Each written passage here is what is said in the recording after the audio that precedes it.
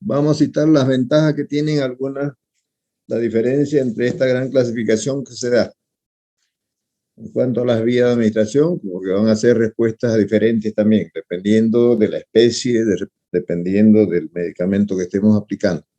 Entonces dice, existen diferentes formas de clasificar los tipos de administración de los fármacos y se ha distinguido entre administración enteral y parenteral. Entonces la primera hace referencia a la administración de fármacos a través del sistema gastrointestinal, ¿no? Desde la vía sublingual hasta por vía rectal. Entonces, muchos medicamentos se aplican principalmente en menores, porque lo permite el paciente aplicar por esta vía.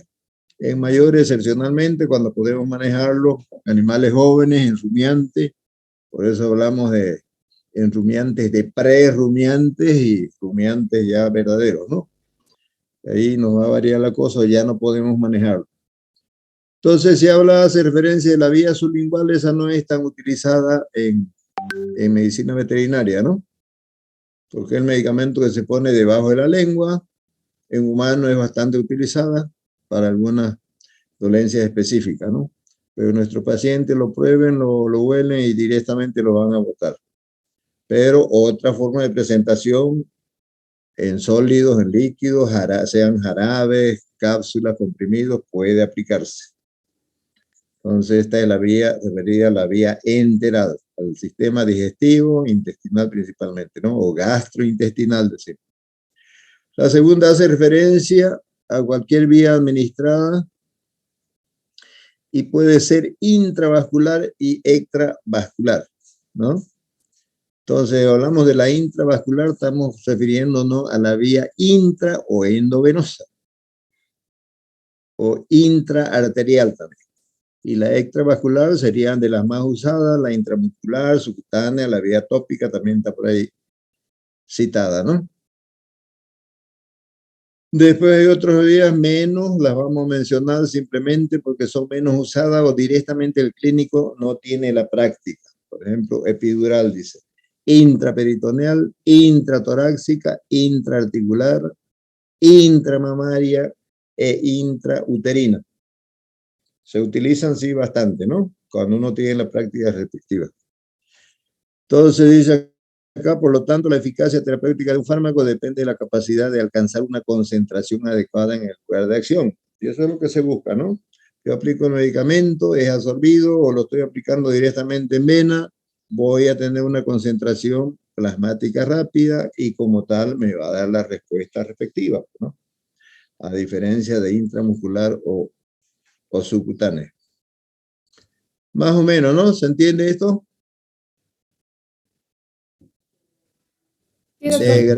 Yo digo de gran importancia práctica porque el clínico tiene que ver estas respuestas que se dan. A veces en la vía endovenosa, por ejemplo, uno está aplicando, si es un volumen relativamente mediano o grande directamente, ya está aplicando, entonces ahí no esperamos tiempo de absorción, estamos viendo la respuesta que nos da el paciente. A veces el laboratorio indica 3, 4 vías, descartamos por algún motivo, yo particularmente, porque estoy frente al caso clínico y digo, de las 3, 4 vías que me indica el laboratorio, solamente me quedo con la vía endovenosa. ¿Por qué? Por las condiciones que tiene mi paciente. La única vía. Y no es que no está indicada, pero en esa situación el paciente no está en condiciones y no vamos a tener una respuesta. Descartamos una otra, subcutánea, intramuscular, me queda la vía nomás endovenosa, ¿no? Y ahí tenemos ir con cuidado y para que estamos aplicando el medicamento, ya hay una respuesta de parte del paciente. Si es volumen grande, nos detenemos un rato, seguimos observando y continuamos aplicando, ¿no? ¿Alguna pregunta si tienen? Y aquí viene el concepto de biodisponibilidad. Se define como la velocidad y la magnitud de absorción de un fármaco de acuerdo a la presentación medicamentosa para llegar al sitio de acción. Esto lo indica el laboratorio siempre, ¿no? Dice, este fármaco por sus características es bastante biodisponible. Entonces, ¿qué nos significa? De que va a ser absorbido en forma rápida, dependiendo de la vía, para que me dé una respuesta rápida también. O yo la observe en mi paciente que le estoy colocando el medicamento. ¿Ninguna pregunta? Continuamos. ¿Qué significa intratecal? Perdón, Intratecal. intratecal. Ahorita vamos a mencionar de las menos usadas, ¿no? Esto no es tan usada, esta vía no es tan usada en medicina veterinaria. En medicina humana sí, para con fines de diagnóstico o alguna patología, dependiendo de que tenga un tratamiento específico, ¿no? A ver, un ratito. No,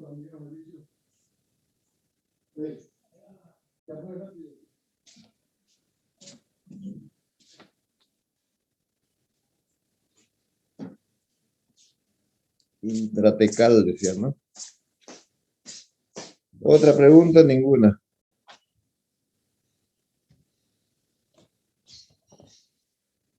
Ya.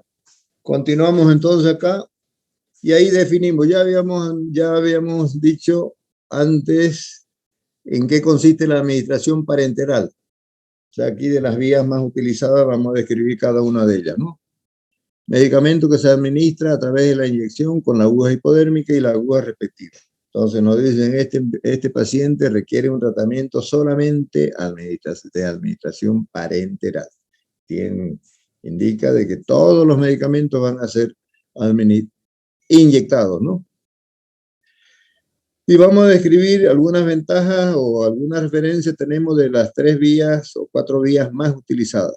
Primero tenemos la vía endovenosa. Se puede decir endovenosa o intravenosa. Yo lo veo más correcto decir endo, de adentro, ¿no? Y aquí, ¿qué ventaja tenemos? Respuesta rápida, casos de emergencia, control preciso del medicamento y desde luego que la concentración va a ser también más rápida y con mayor porcentaje por relación a otras vías. Y ahí cita el caso de los anestésicos, ¿no? La vía intramuscular, IM, su sigla respectiva, no siempre está el término de cada una de ellas, simplemente la inicial, ¿no? También tenemos que tomarlo en cuenta. Mayor perfusión sanguínea, mayor tasa de absorción que otros tejidos menos irrigados. Dice, requerimiento de 30 minutos a 1 hora para que se inicie la acción-efecto del fármaco administrado. Luego indica, el ejercicio favorece la absorción, el frío la disminuye la misma, porque puede producir una vasoconstricción. Y eso se puede comprobar, ¿no? Entonces acá ustedes dicen, de las más utilizadas, ya tenemos la endovenosa, tenemos la intramuscular. Ustedes dicen, pueden preguntarse, ¿por qué 30 minutos a 1 hora? Hay medicamentos que son hidrosolubles o liposolubles, ¿no? O decimos medicamentos que son acuosos y otros son oleosos. Entonces yo coloco un medicamento acuoso y voy a tener una respuesta en 30 minutos. Pero coloco con la misma vía intramuscular un medicamento oleoso y la absorción va a demandar por lo menos 1 hora. Y eso lo tomamos en cuenta. Yo le digo quiero hacer un tranquilizante, por ejemplo, a un paciente para revisarlo bien, para hacer algún trabajo específico, una toma de muestra, una limpieza, una curación de una herida. Digo, hágale un tranquilizante. Le colocamos el tranquilizante y ese es acuoso y le digo al dueño, señor, señora, siéntese 30 minutos y ya tengo una respuesta, ¿no? Pero si es oleoso, va a esperar más tiempo. Esto también hay que tomarlo en cuenta, ¿no? Luego viene la vía subcutánea utilizada para volúmenes relativamente grandes, similar al músculo en reposo y la sustancia no debe ser irritante. Tomarlo en cuenta también, porque dice este medicamento exclusivamente debe colocarse vía endovenosa o vía intramuscular. Entonces no debemos utilizar la vía subcutánea. Si es irritante, al otro día viene con un proceso inflamatorio en el lugar que hemos colocado la inyección, ¿no? Sucede eso. A veces uno dice, bueno, le coloco vía subcutánea porque más fácil, no le va a doler. Entonces, pero el medicamento ya sí tendría su característica de ser irritante y no estaba indicado por esa vía. Ya es un error que cometemos, ¿no? Luego la vía intraperitoneal, bastante utilizada en la práctica clínica, pero yo digo, si no sé hacerla, no voy a ensayar en mi paciente enfermo, porque estoy entrando a cavidad abdominal, puedo lesionar algunas estructuras internas, intestino por ahí, y se complica la cosa, ¿no? Entonces, pero de las que a diario estamos utilizando, endovenosa, intramuscular y subcutánea, ¿no? Pero siempre conocer, identificar las vías que nos indica el laboratorio y sujetarse a ella, ¿no? Cumplirlo. Ahora, si un paciente la vía subcutánea, digo, más fácil, pero mi paciente está deshidratado, ahí no voy a tener respuesta, la voy descartando.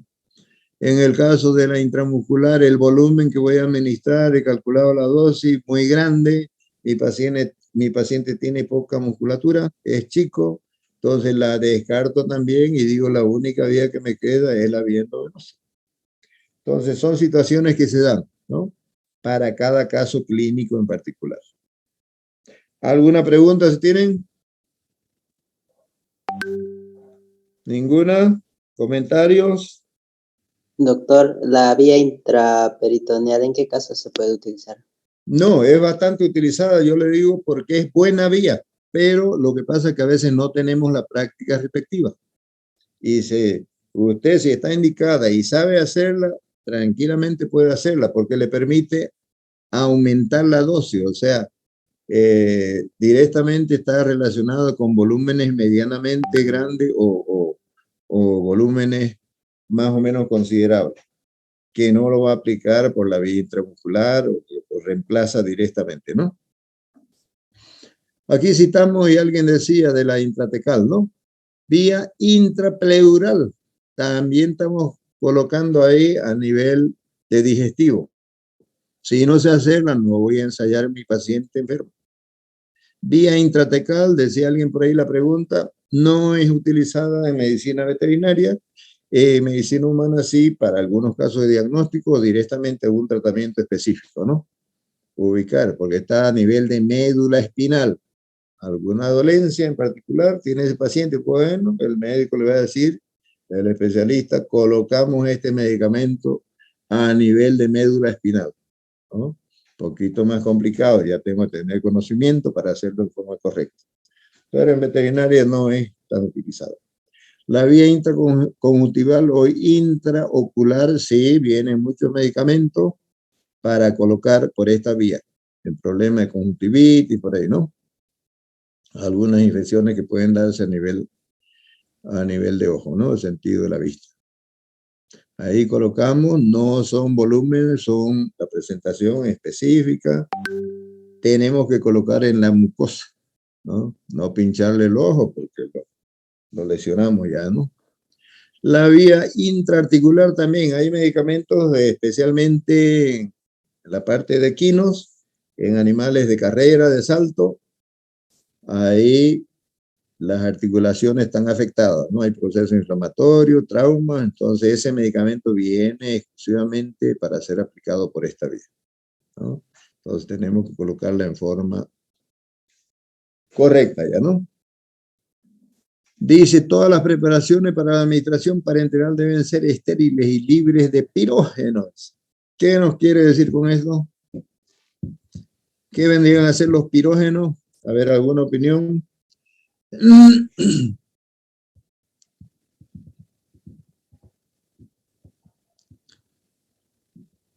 Que tienen que ser libres de contaminación. Y fíjense ustedes en las soluciones que vienen en volúmenes de 500, los sueros, o soluciones glucosadas, vitaminadas, o suero directamente, ahí indica, ahí dice solución apirógena. que no está contaminada, que uno puede utilizar.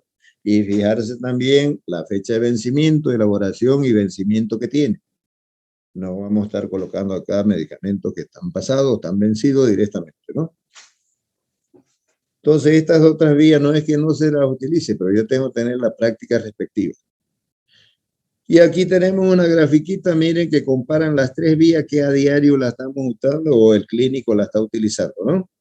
Aquí dice momento o lugar de la administración, primero para la vía intravenosa o endovenosa. Fíjense la pendiente, cómo sube, se logra una concentración plasmática rápida, pero si es medible en tiempo, el tiempo es más corto con relación a la intramuscular y a la subcutánea. Entonces, esta grafiquita nos determina la concentración plasmática cuando colocamos un medicamento, que es lo que buscamos para tener una respuesta terapéutica favorable. Entonces, la intramuscular hasta mitad nomás de la vía endovenosa, pero en el tiempo es mayor, ¿no? Con relación a la subcutánea un poco menos, pero también, como dice, músculo de reposo disminuye, pero en el tiempo ya medible, con relación a la latencia que se llama de este medicamento, que va a durar mientras cumpla el ciclo, la evolución, una vez administrado el fármaco, ahí yo digo la respuesta va a ser más larga. Y esto también es lo que se determina con llamar la vida media de cada fármaco, que es variable, ¿no? Pico máximo de concentración, 50%, 100%, después va bajando. Ya ese medicamento tiende a ser eliminado. Algo nos muestra esta grafiquita, ¿no? Con relación a la concentración plasmática. La vía endovenosa, de una vez, porque yo estoy colocando el medicamento ahí vía endovenosa y hay una distribución rápida. Que no se les ocurra decir a ustedes, le coloqué vía endovenosa porque quería una absorción rápida. La vía endovenosa no tiene absorción, tiene distribución rápida.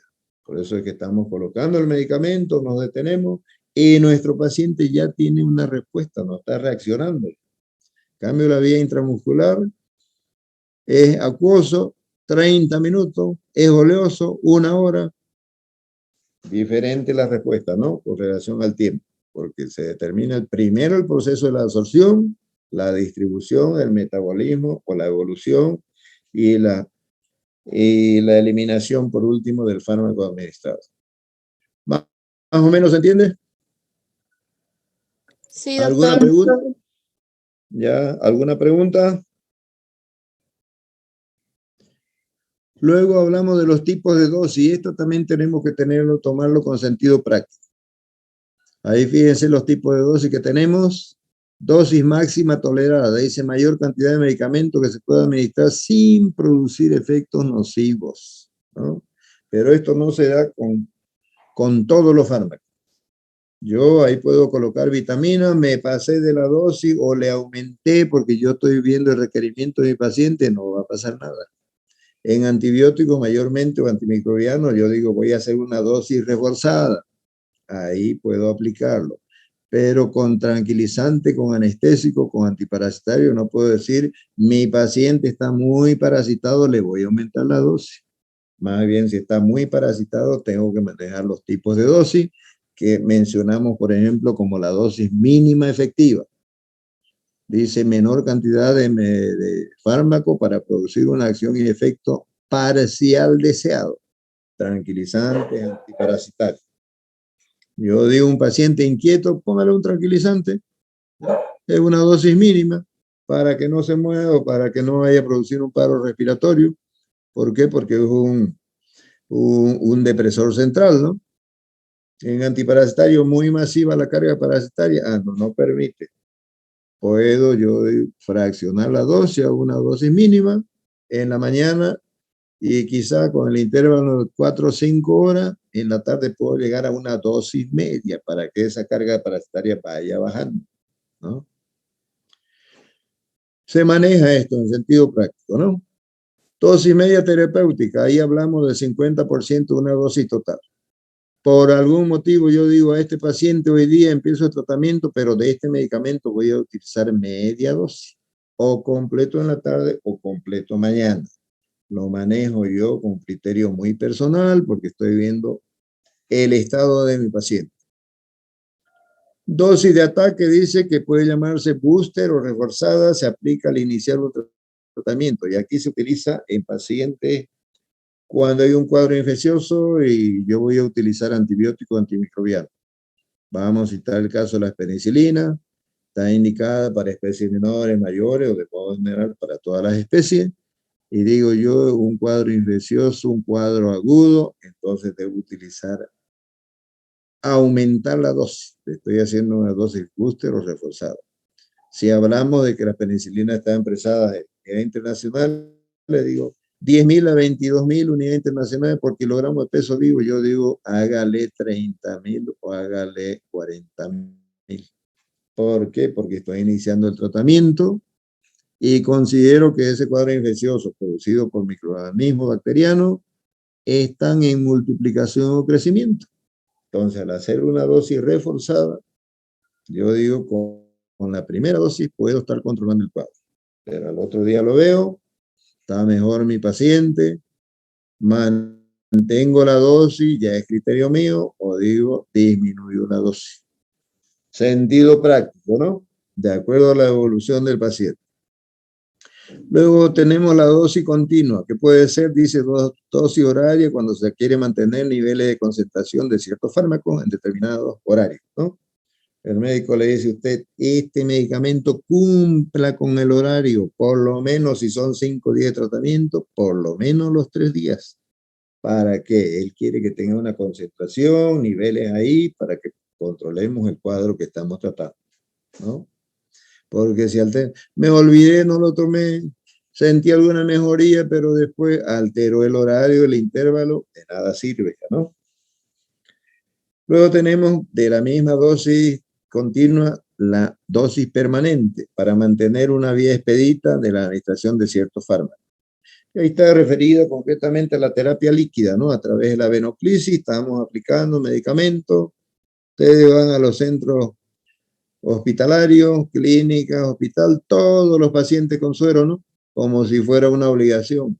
Van aquí a nuestro hospital escuela también, la terapia líquida se aplica porque aprovechamos ahí no estar pinchando por otra vía a nuestro paciente, colocamos ahí en el mismo suero la solución líquida que estamos aplicando. Entonces ese medicamento entra hasta más controlado porque está entrando gota a gota por minuto. Hay mayor tolerancia del paciente, ¿no? Luego tenemos la dosis tóxica o letal. A veces simplemente dice DL50. Entonces está referida a los medicamentos que tienen algún porcentaje de toxicidad. Y el laboratorio nos va a dar una advertencia. Cuidado con esta dosis que tiene un porcentaje de toxicidad y en pacientes tales que tengan una insuficiencia hepática, una disfunción hepática, renal, ahí está, podemos liquidar a nuestro paciente, ¿no? Entonces, estos serían los tipos de dosis que tenemos. Tenemos que manejarlo en sentido práctico, ¿no? Ya yo digo tal dosis, aplique tal. Conocemos y ponemos en práctica. ¿Ninguna pregunta? Luego tenemos los tipos de tratamiento acá. Si no hay preguntas, tratamiento etiológico causal. Cuando se ataca al agente causal. Ya hablamos de ahí, ya dijimos antimicrobianos, antiparasitarios, ¿no? Bueno. Ahí tenemos. Si yo tengo un cuadro infeccioso, ya yo estoy pensando en un agente antimicrobiano. En un cuadro de una parasitosis, estoy pensando en un agente antiparasitario de elección para atacar este cuadro. Atacamos al agente causal. Luego tenemos el tratamiento profiláctico preventivo. Ya dijimos cuándo hacemos una prevención a través de las vacunas y suero, ¿no? Para prevenir las enfermedades. Tratamiento sintomático alivia signos y síntomas más prominentes de una enfermedad. Ahí es hablar de agentes antipiréticos, analgésicos. Mi paciente está muy dolorido, mi paciente está con fiebre, mi paciente está anémico, estábamos pensando en un antianémico. Y se recomienda, pues, grandes clínicos y farmacólogos dice toda enfermedad debe tratarse etiológica y sintomatológicamente, ¿no? Luego tenemos el tratamiento patogénico correctivo, es un tratamiento reparador o restaurador. Ahí hablamos de implantación de prótesis, inmovilización, es un caso traumático, una fractura, una fisura, ahí o es quirúrgico el tratamiento o vemos la forma de inmovilizar a nuestro paciente, ¿no? Esos serían los tipos de tratamiento que tenemos. ¿Alguna pregunta? Ninguna, continuamos, ¿se entiende más o menos? Sí, doctor, se entiende. Ya, ¿Podría esperar un continuamos ratito entonces. ¿Perdón? ¿Podría esperar un ratito a que escriba una cosita? No le escucho. Que necesito escribir una cosa de la anterior diapositiva. ¿Podría esperar un ratito? O hacer un esquema, aunque sea. A ver, hábleme un poquito más fuerte, creo que estoy sordo yo ahorita. Doctor, por favor, vuelva a la anterior diapositiva. Eso es lo que quiere la compañera. A la anterior, ¿qué quiere? ¿Qué? ¿Alguna explicación? ¿Alguna pregunta tiene? No estamos copiando. Y falta un poquito, por favor. No, no, pero esto ya está, ya le comuniqué, ¿no? Que ya en la fotocopia están todos estos contenidos que estamos pasando, está ordenadito allá. Así que tienen que ir sacando ya aquí en la Porque yo fui Centenario, ¿no? y dice que no había No, ¿cuándo fue usted? el viernes. No, ya estaba ahí. Ahorita yo después le iba a reclamar a la señora que vengan, me dijo ella, y que vengan. Yo estoy en la mañana, porque a veces está el chico, el hijo, y me digo aburridito y no nos entendemos, ¿no? Doctor, ¿en cuál fotocopiadora dijo? Aquí en la Disculpe. Centenario, por donde entramos a la facultad, donde era al frente, donde era el seguro antes, que es la de los jubilados ahora. Esa fotocopiadora que está ahí sobre la calle, sobre la avenida. La avenida Claro, está. sobre la avenida Centenario, por una Sí. cuadra del segundo anillo, pues de ahí del hiper que hay, ahí a la esquina. La Antes de llegar a fotocopia ya está, compañero, no es en la fotocopiadora de la universidad, de nuestra facultad. No, yo les he ¿Cómo se dicho llama, doctor, la fotocopiadora? pero es la señora Dali. Es la Dali. única fotocopiadora porque hay. Al llegar a la esquina, ahí. Por la entrada del seguro al frente. Por la entrada al seguro al frente está. ¿No? Eso es.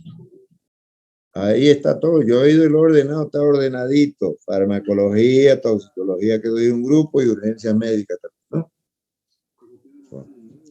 Entonces, esto aquí dice definir. Ustedes ya van para que tengan conocimiento y tengan el concepto claro. Síncope, síndrome, signos y síntomas, ¿no? Hay diferencia.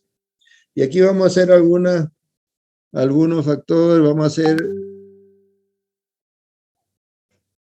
una diferencia entre la administración oral y parenteral, ¿no? Puede haber variable primero acá. Vamos a hacer una droga con relación a las vías de administración. Primero dice uno, tipo de respuesta cualitativa y cuantitativa. Aquí citamos algún ejemplo de algún agente que nos puede dar dos respuestas una vez aplicado. Ejemplo, solución de disulfato de magnesia, vía endovenoso, puede producir una relajación muscular o parálisis respiratoria, ¿no?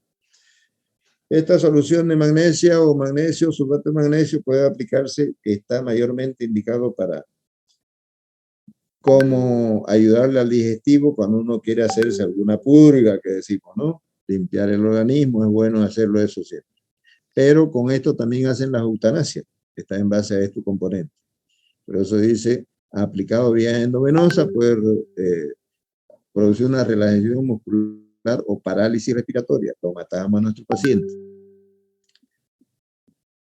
Y la misma sustancia administrada vía oral tiene efecto laxante o purgante, dice, ¿no? Entonces, ustedes toman ahí en ayunas y le hacen un favor a su organismo, está limpiando, me echo una purguita y cae muy bien. Eso debemos hacerlo de vez en cuando para nuestro digestivo, ¿no? Otro ejemplo, antibióticos administrados parenteralmente controla infecciones generales cuando hay un problema infeccioso. Mientras que administrado vía oral, en rumiante puede darse esto, modifica la flora bacteriana o directamente la flora gastrointestinal. Por eso hablamos en rumiante, cuando son, hasta qué edad son prerrumiantes y cuándo son rumiantes verdaderos. Y en prerrumiante podemos utilizarlo porque lo manejamos todavía, podemos manejarlo a estas especies, ¿no? También debe tomarse en cuenta las propiedades físicas químicas del fármaco e indicaciones del laboratorio. Eso yo antes de que esté cargando mi jeringuita, debo identificar qué medicamento y las indicaciones generales que tiene, las dosis, y de acuerdo a eso ya yo actúo para evitar equivocaciones, ¿no?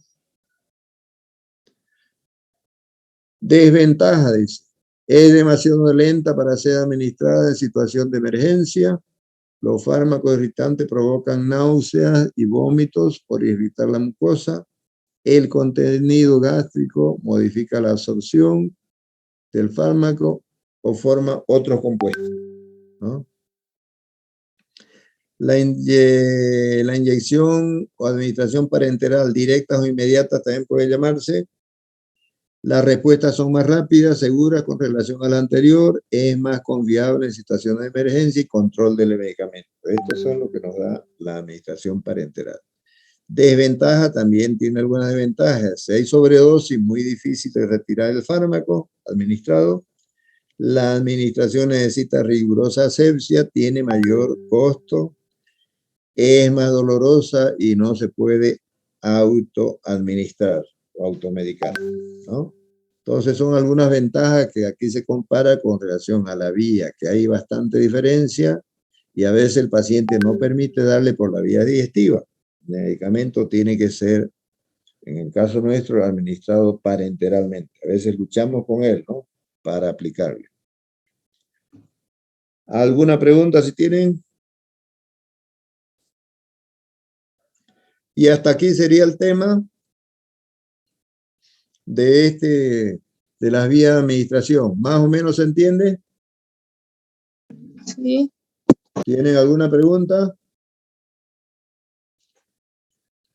Entonces, después de esto, ustedes pueden ir. Yo ahorita les voy a hablar a la señora. Si usted fue el viernes, no estaba, pero el viernes no estaba lloviendo, no estaba, ¿no? Ella me dijo que de preferencia venga en la mañana. Yo estoy de las 9 para adelante, me dice, para que le dije, porque el chico le dije en delante de ella y estaba el chico ahí medio aburridito, no, me dijo, déjemelo, yo lo estoy corrigiendo, ya le he dicho que esa no es el procedimiento que él tiene que tener, con la gente acá tenemos que atenderla. Ella bien, la señora Dali, tranquila, ya estamos trabajando con ella en todo este tiempo de pandemia, ¿no? Yo lo dejo ordenadito ahí, tiene una carpeta ahí, ustedes van, quiero la fotocopia del doctor Sánchez, ella le dice, ahí está. Le dije, son 3 grupos, A, B, C, le dije, ¿no? Y tiene de toxicología y tiene urgencias médicas también, que los otros grupos que yo doy. Pero está bien ordenadito. Al final está el modelo, como hemos hablado de la receta médica, también está el modelo. Sáquense unos 5 por lo menos del modelo del formulario de la receta médica del hospital, para que aprendamos a hacerlo. ¿Ya? Así que todos los temas están ahí. Ya tienen que tenerlo, porque ya este es el tercer tema, ¿ya no? Bueno, antes que se corte, hasta aquí nomás nos quedamos. Mañana continuamos con el tema 4 para que vamos ya definiendo hasta cuál va a ser el contenido para tomar el primer examen. ¿De acuerdo?